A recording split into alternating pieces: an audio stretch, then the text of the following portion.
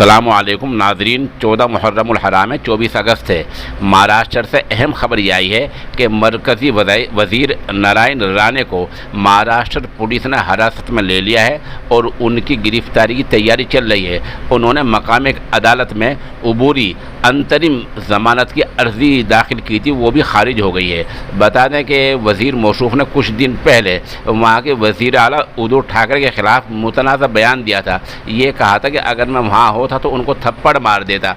ये थप्पड़ ने उनको आज पुलिस की हिरासत में पहुँचा दिया है और आज सुबह से ही शिवसेना वाले पूरी बम्बई में बल्कि पूरे महाराष्ट्र में उनके खिलाफ जगह जगह मुजाहरा कर रहे थे। बीजेपी के दफ्तर पर मुजाहरा हुआ है, जगह जगह रोड जाम हुए हैं और पुलिस हरकत में आ गई है। बहरहाल फ़िलहाल पुलिस उनको लेकर चल पड़ी है। उनके हामियों ने पुलिस गाड़ी को रोकने की कोशिश की है, लेकिन पुलिस के सामने किसी की नहीं चल सकी है। पुलिस उनको हिरासत में लेकर निकल चुकी है और फ़िलहाल उनको गिरफ्तार करने की तैयारी चल रही है। आप हमारे साथ बने रहिए, जैसे जैसे अपडेट होता रहेगा हम इस खबर के बारे में आपको बताते रहेंगे।